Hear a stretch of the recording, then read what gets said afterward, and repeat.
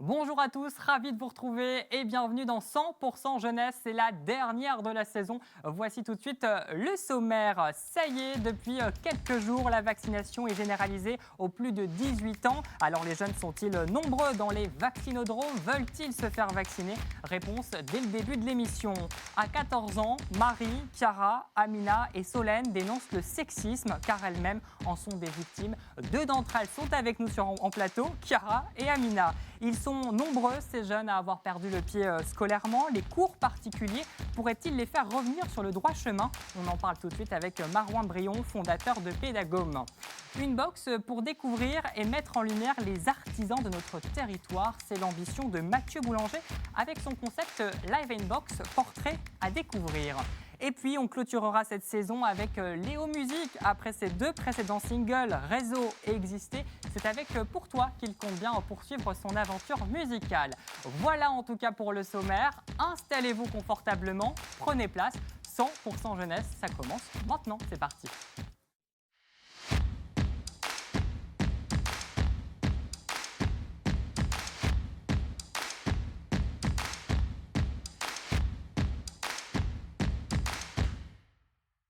Bonjour à vous quatre, je suis super ravi de vous accueillir pour la dernière de la saison. Vous allez bien?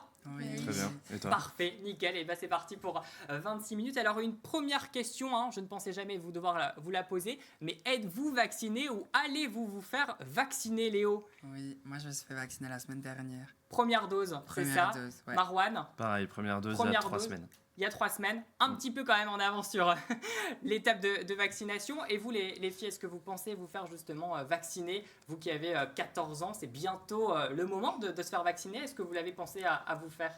Du coup, au début, j'étais un peu craintive à ce sujet, mais je vois qu'il y a de plus en plus de personnes qui le font.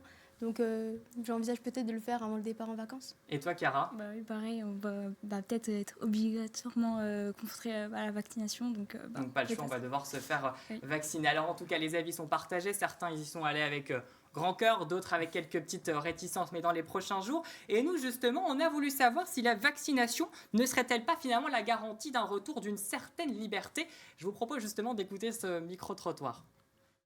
J'aimerais bien me faire vacciner parce que là, du coup, oui, j'ai vu que on pouvait commencer. Et je me dis, parce qu'après, si je veux partir ou quoi, en fait, j'ai peur qu'ils mettent des barrières par rapport au vaccin. Dans ma famille, j'ai des gens qui ont souffert, qui ont quelques problèmes de santé. Donc c'est aussi par une mesure de sécurité que je veux me faire vacciner. Je suis un peu impatiente de me faire vacciner. Je me dis que c'est un peu l'horizon qui se dégage. Et voilà, c'est un peu. Vraiment, je compte sur ça pour qu'on puisse faire de plus en plus de choses. J'aimerais bien pouvoir sortir sans masque, pouvoir faire ce que j'ai envie en fait.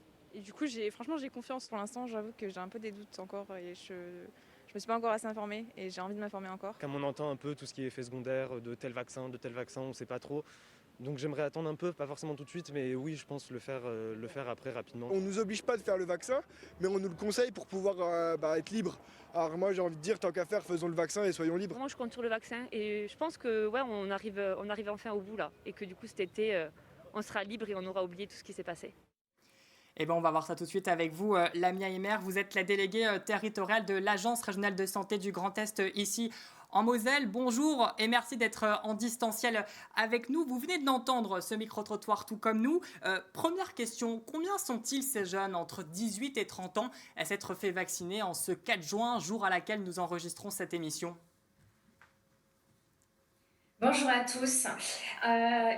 Ils sont en fait, aujourd'hui, on a 30 717 personnes au 2 juin qui ont bénéficié en fait d'une première injection. Cela représente en fait près de 22% de la tranche d'âge en fait des 18-30 ans. Ce qui est un bon début, en tout cas vous allez nous le dire. Est-ce que vous ressentez cet engouement de la part de la jeunesse à se faire vacciner le plus rapidement possible ? Oui, en effet, on avait déjà eu pas mal de questionnements des centres de vaccination qui avaient des questions des jeunes et des encore moins, des plus jeunes encore, qui avaient envie de se faire vacciner. L'engouement, clairement, on le voit, on a un pic à partir du moment où les jeunes sans condition en fait, de comorbidité peuvent se faire vacciner, donc à la mi-mai. Et puis, bien évidemment, depuis ce début de semaine où il n'y a plus du tout le délai de 24 heures si des doses étaient disponibles. Alors, vous l'avez entendu dans le micro-trottoir, certains espèrent le retour d'une vie à la normale pour cet été, avec peut-être la tombée du masque, le retour des événements sportifs, culturels. Selon vous, est-ce que c'est envisageable et surtout, est-ce qu'on peut leur promettre ce retour à la vie normale pour l'été qui arrive dans quelques jours ? Alors le retour à la vie normale pour l'été, ça paraît peut-être prématuré, mais en tout cas ce qui est certain, c'est que la vaccination combinée aux gestes barrières, il ne faut pas l'oublier, les gestes barrières restent importants, permettront un vrai recul de la maladie pour pouvoir aborder effectivement la rentrée dans de meilleures conditions et notamment le volet scolaire. Alors justement, on va parler de cette rentrée parce que le 15 juin, ça sera au tour des 12-18 ans de se faire vacciner, une nouvelle étape. Est-ce que finalement, vacciner cette population, ça ne serait pas la garantie d'un été sûr et surtout d'une rentrée scolaire sereine ? Oui, il y a deux types de bénéfices de manière globale pour toute personne, mais d'autant plus pour ces adolescents, un bénéfice individuel, parce qu'on a eu quand même plus d'1 millier de personnes des plus de 12 ans qui ont été hospitalisées pour des formes graves. Et puis il y a bien évidemment un bénéfice collectif, parce que de vacciner aussi cette tranche de la population permettra d'atteindre plus facilement une immunité collective plus large et qui permettra justement l'un des objectifs de cette immunité collective, c'est le retour à la vie normale. Et comme vous l'avez souligné, et je l'ai entendu d'ailleurs également dans le micro-trottoir, ça permettra aussi, notamment en vaccinant les collégiens et les lycéens, de permettre en fait un retour à la normale pour le système éducatif et avec l'impact supplémentaire de limiter les troubles, notamment de santé mentale qui ont été générés par la crise et par tous ces bouleversements, notamment dans le milieu éducatif. Merci à vous, Lamia Emer. Je le rappelle, vous êtes la déléguée territoriale de l'Agence régionale de santé du Grand Est pour la Moselle. Merci infiniment d'avoir accepté notre invitation. Vous le savez, dans l'émission, on aborde tous les sujets sans tabou. C'est pourquoi nous allons parler du sexisme, car oui, malheureusement, il n'y a pas d'âge pour en être victime. Et ça peut même commencer dès l'adolescence. Cara, Amina, vous avez toutes les deux 14 ans et avec vos deux autres copines, Solène et Marie, qui sont derrière en coulisses et qui n'ont pas pu être des nôtres par manque de place, vous avez tourné une vidéo pour dénoncer le sexisme. Alors on va recontextualiser. Il s'agit d'un projet scolaire dans le cadre du cours de français. Pour traiter un sujet de société. Alors certains de vos camarades ont pris les sujets comme le racisme, l'homophobie, mais vous c'est le sujet sur le sexisme. Pourquoi ce choix de sujet ? Déjà pour commencer, nous sommes scolarisés au collège Sainte-Chrétienne La Salle de Saint-Avold. Du coup, comme vous l'avez dit, on a réalisé ce projet dans le cadre d'une séquence en français qui consistait donc à dénoncer un fait de société. Nous avons choisi ce sujet puisqu'on y est confronté constamment et c'est ça nous tenait à cœur en fait d'en parler, puisque en réalisant cette vidéo, ce n'était pas un rôle qu'on avait, c'est vraiment ce qu'on vivait. On n'avait pas vraiment un rôle qu'on devait jouer durant 5 minutes, c'est la réalité. Et du coup, c'est pour ça que c'était plus facile pour nous de choisir ce sujet-là, puisque c'était important pour vous justement oui, voilà, de traiter ce sujet. On va en revenir justement sur ces remarques que vous subissez au quotidien. Mais avant, on va s'intéresser justement au tournage. Comment que ça s'est passé le tournage de cette vidéo ? Qui a fait quoi ? Qui a écrit le scénario ? Qui a tourné ? Qui a monté ? Comment que ça s'est passé ?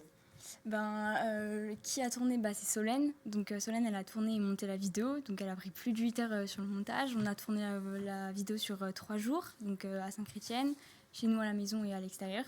Amina, elle a écrit le scénario. Moi et Marie, on était actrices et du coup... Et justement, on va voir tout de suite un court extrait de cette vidéo et je vous propose juste après qu'on en rediscute. J'avais une question à te poser, papa. Pourquoi est-ce que les filles de mon âge sont toujours comparées aux belles Barbie de la télé ? Mais papa, pourquoi attribue-t-il un nom d'objet à une jeune fille et à une future femme ? Qu'est-ce que c'est censé signifier ? Nous valons bien plus que cela.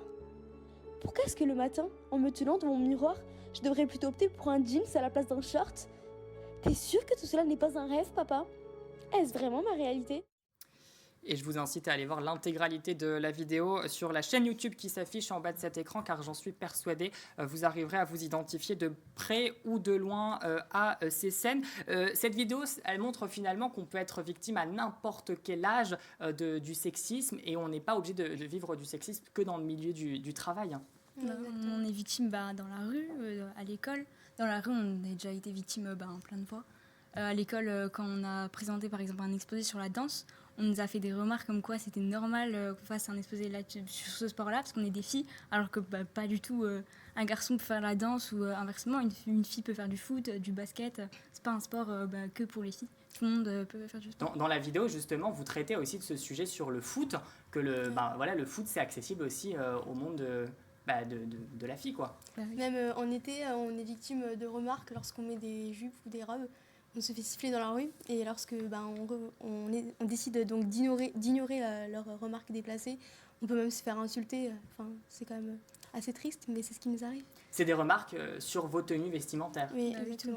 Il y a cette fameuse polémique sur le croc-top, c'était en début d'année scolaire. Vous en avez été victime, vous ? Oui, au collège et même dans la rue, quand on a un crop-top, on se fait siffler parce que on voit une partie de notre corps, donc voilà. C'est intéressant ce que vous me dites parce que selon un sondage d'Opinion Way, 42% des femmes de 18-30 ans disent avoir été victimes de remarques sur leur tenue vestimentaire. Si je vous demande de vous projeter dans 10 ans, à ce moment-là, vous aurez 24 ans. Est-ce que vous pensez encore subir ce genre de remarques ? Après, nous sommes conscients qu'à travers cette vidéo, on ne peut pas vraiment changer les mentalités. Mais je pense que ça ne va pas vraiment changer. Après, à ce moment-là, il y aura certaines personnes qui seront déjà mamans, qui pourront donc éduquer leurs enfants de façon à leur enseigner le fait qu'une femme peut s'habiller comme elle veut. En off, vous me disiez, on va devoir s'adapter à la société. Pourquoi il est trop tard pour changer les mentalités selon vous ? On peut pas changer les mentalités. On peut pas vraiment changer les mentalités des personnes aujourd'hui, mais on aimerait bien quand même, puisque il y a trop de sexisme dans le monde. Donc, voilà. Vous en pensez quoi, vous les garçons, sur ce plateau, Léo ? Est-ce que selon toi, on peut changer les mentalités sur ce sujet, mais sur plein d'autres sujets, l'homophobie, le racisme ? Moi, je pense qu'on peut faire évoluer les mentalités en montrant qu'on les ignore. Après, je suis conscient que c'est pas facile et tout. En tout cas, bravo les filles pour ce que vous avez fait. Et moi, je pense qu'après, c'est une grande part d'éducation aussi. Et en tout cas, j'espère qu'avec les années, ça changera parce que c'est pas normal. Marouane, toi aussi, tu crois que les mentalités peuvent changer, évoluer en tout cas ? J'y crois et je préfère y croire et je trouve ça très bien que des jeunes aussi s'engagent. Il faut continuer de se battre et espérons que dans 10 ans, effectivement, les situations auront évolué.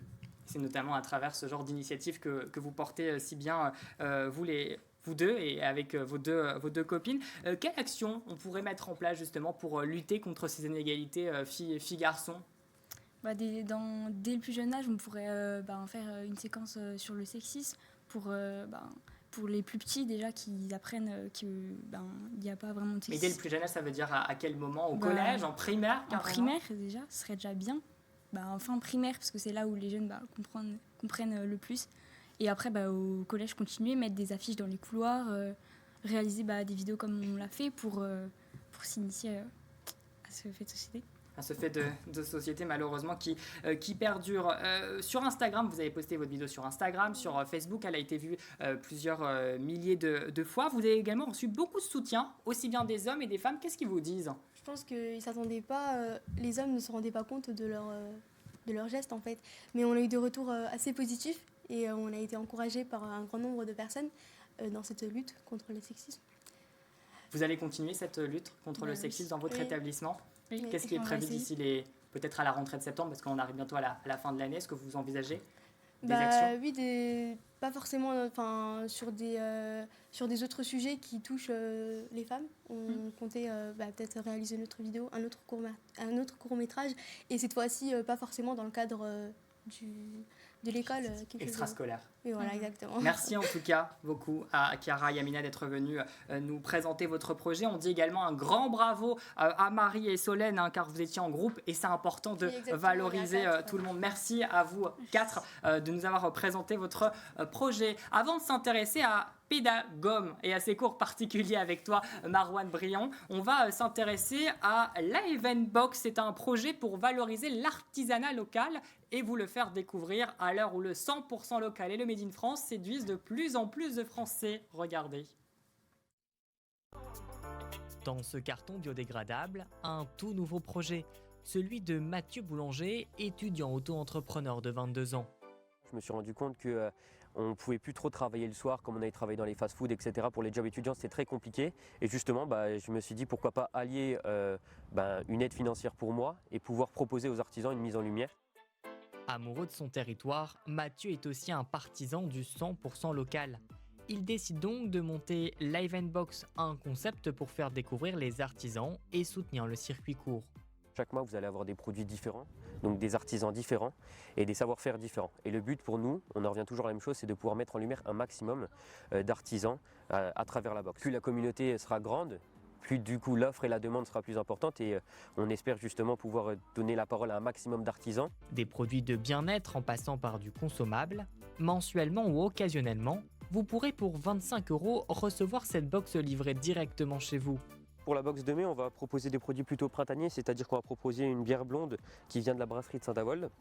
Nous allons retrouver un savon artisanal qui nous vient des savons de Sophie, de Catnum, des fondants goût Magnolia qui nous viennent de Revta Déco à Pournois-la-Chétive, et enfin un miel de fleurs qui nous vient des ruchers des Ducs de Lorraine. Enfin, nous allons retrouver un guide qui vous permettra tout simplement de pouvoir voyager pour mieux connaître les artisans et le produit qu'on propose directement dans cette box. Depuis son lancement début mai, Live Box connaît un succès fulgurant. Celle du mois de juin sur le thème de l'été est dès à présent disponible.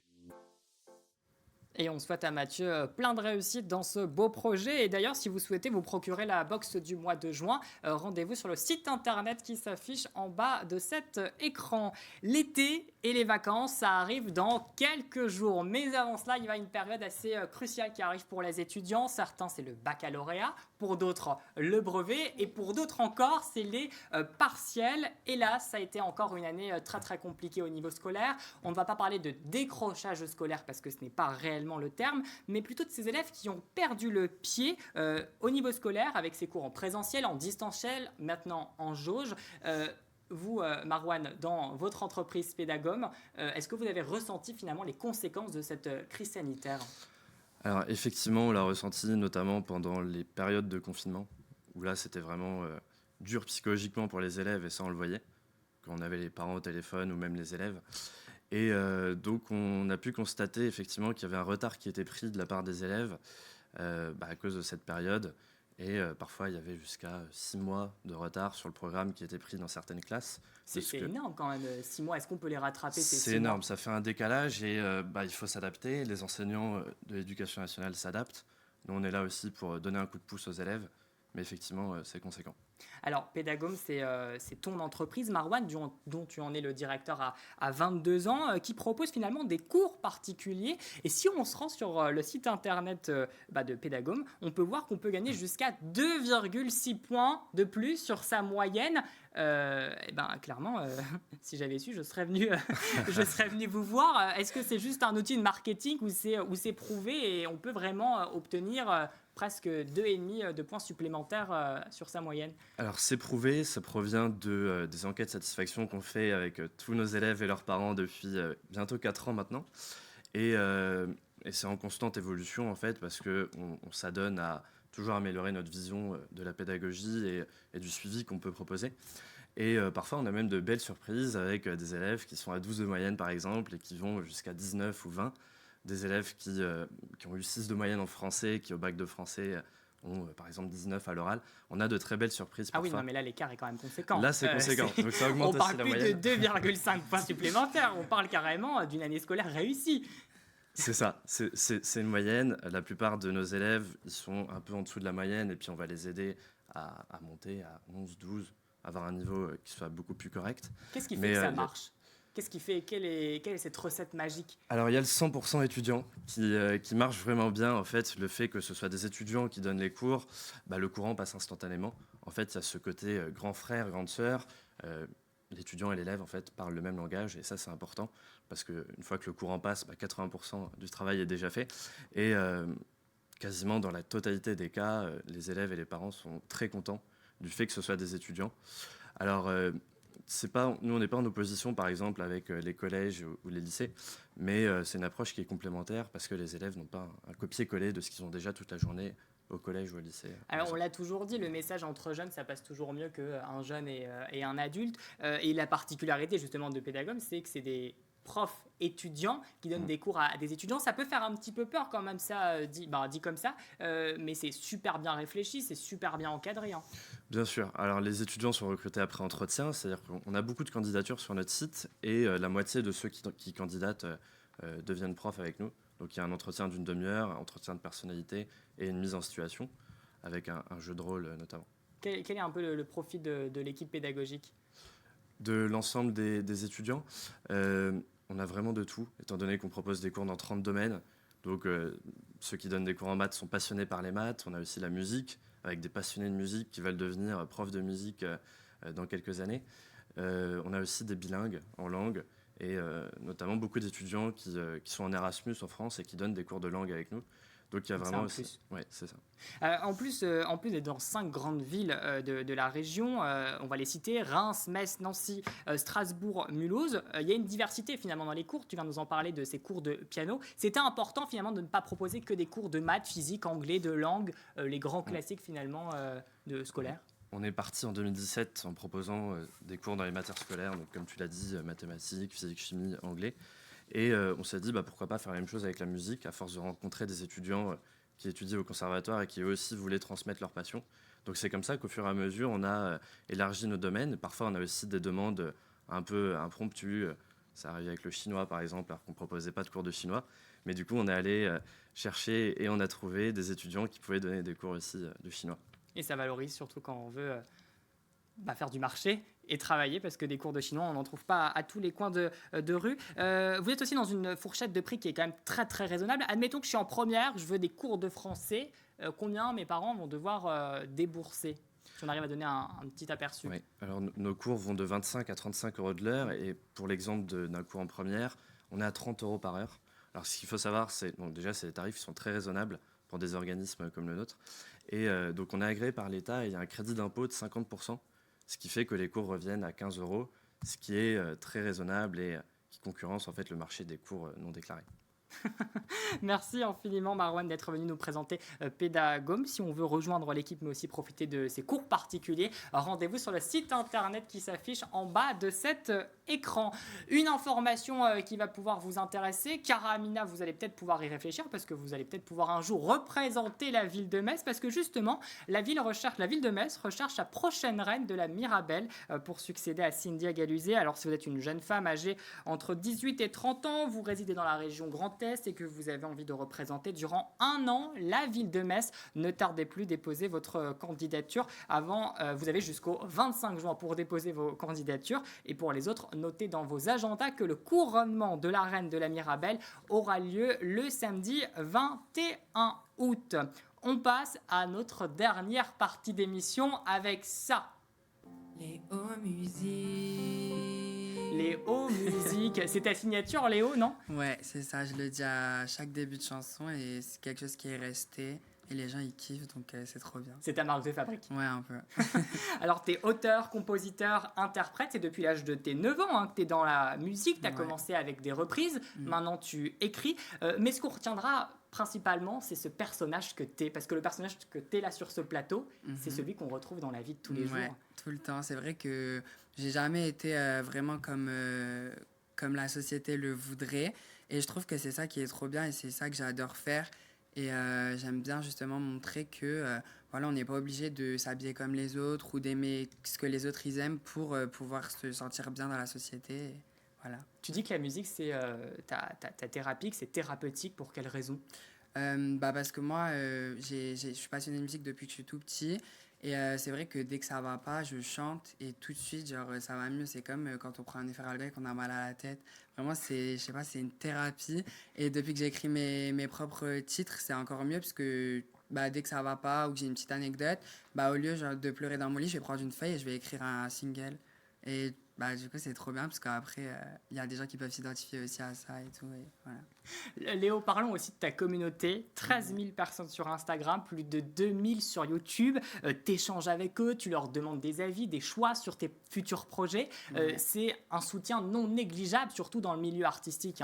Ouais, ils m'apportent beaucoup de force au quotidien, ils réagissent à tout ce que je fais, ils m'aident. En fait, vraiment, j'échange avec eux comme j'échange avec mes amis. Parce que pour moi, c'est pas des fans ou... Enfin, j'aime pas du tout ce mot. Genre, pour moi, c'est une communauté, des proches, des amis qui sont là pour donner de la force, du soutien et aider à ce que ça avance. Et je les remercie pour tout ce qu'il faut pour moi. Alors, tu es quand même sur ce plateau pour nous présenter ton nouveau single. Pour toi, c'est une collaboration. Vous n'êtes pas sans le savoir finalement que la culture commence à reprendre vie tout doucement. Et on imagine forcément que tu as pensé à ton retour sur scène. Léo, qu'est-ce que tu nous réserves comme actu au-delà du single pour les prochains mois? Là, du coup, pour les prochains mois, on va sortir 2 nouveaux singles cet été. On va clipper, on va faire des gros clips et tout été avec pas mal de moyens, donc je suis super content. Et après, j'espère pouvoir faire des scènes cet été parce que moi, j'aime trop chanter devant les gens et tout. C'est quelque chose que j'aime trop depuis que je suis tout petit. Et voilà, après, il y aura un EP, il y aura... On écrit plein de chansons, là on est en studio, on écrit pas mal de chansons et voilà, c'est trop cool. Plein de projets pour la suite, on te souhaite tout le meilleur. Merci. Je te laisse prendre le micro face à toi. Le temps pour moi de vous remercier, vous 4, d'avoir été à nos côtés. Merci à vous pour votre plus grande fidélité durant toute cette saison. J'espère vous retrouver dès septembre pour de nouvelles aventures. Si ce n'est pas le cas, sachez que j'ai pris un réel plaisir à vous concocter et à vous présenter cette émission. Vous pouvez d'ailleurs retrouver l'intégralité des numéros sur notre site internet via moselle.tv. Avant de vous souhaiter avec un petit peu d'avance bonnes vacances et avant d'aller bronzer, c'est Léo avec son single Pour toi. À très très bientôt.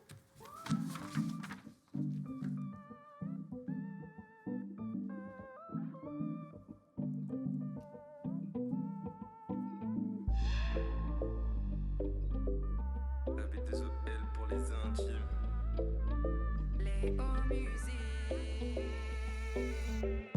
J'arrive dans le club, la semelle rouge à mes pieds, les yeux rivés sur moi, t'inquiète pas, j'ai capté.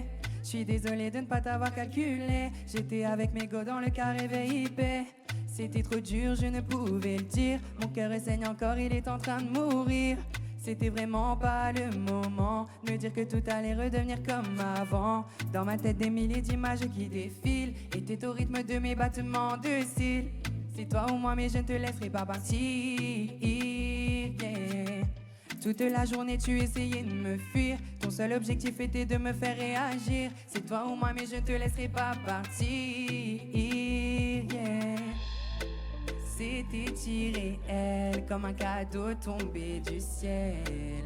Tout ce que j'ai jamais fait, je le ferai pour toi, pour toi, pour toi, pour toi, pour toi, et pour toi, pour toi, pour toi, pour toi, et pour toi, pour toi, pour toi, pour toi, na, et je le ferai pour toi, pour toi, pour toi, pour toi, pour toi, et pour toi, pour toi, pour toi, pour toi, et pour toi, pour toi, pour toi, pour toi, na, et je le ferai pour toi. Comme d'habitude, samedi soir avec mes gars. Rentre dans le club, mais je reste sur mes gardes. Je regarde la piste.